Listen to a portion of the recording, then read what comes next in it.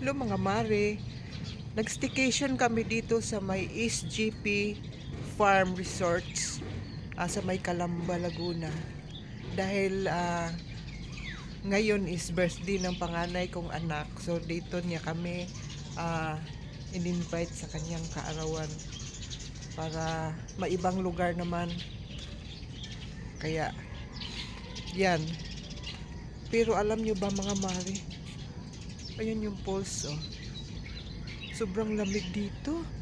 Grabe. Napakalamig. Oh. Tsaka hindi pala season ng mga dragon fruits ngayon. Walang bungas siya. Kaya sorry na lang. Wala tayong ma-harvest ngayon.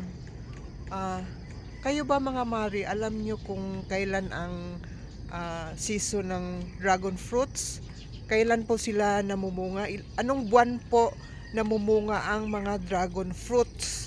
Para dapat pala pag pumunta tayo ng mga farm ng dragon fruits, yung season nila para mas maganda tingnan at kahit pa paano makapamitas tayo.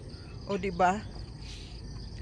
O pero kasi hindi namin alam, okay lang, maganda naman ang view, maganda ang ambience dito. Feel Baguio. Oh. Dami, ang laki. Ang lamig.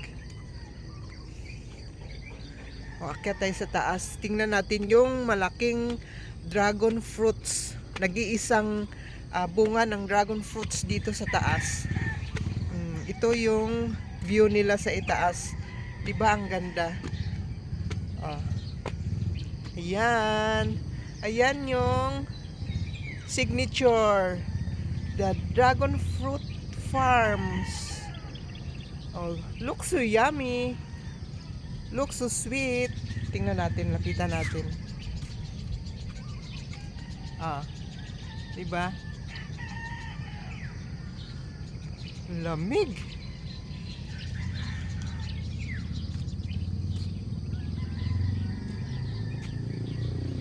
Lamig talaga dito mga mali, grabe.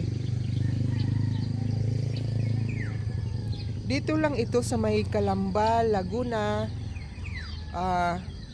Ang sabi mayapa daw, pero basta sa Calamba, SGP Dragon Fruit Farms ng Calamba. Diba? So nice. Kahit wala siyang bunga, it's okay. Better next time. Malapit lang naman. Kung gustong bumalik or gustong mag-staycation uli, di ba? At least na-experience namin yung ambience dito ng mga dragon fruits. Nagdadala pala sila ng mga lamig ng panahon. Kaya ayan so nice tingnan. Very nice.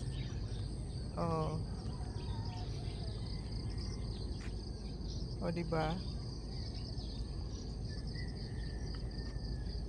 Very nice. Good morning. Thank you for watching mga mare. Until my next video. Bye-bye. Bye-bye.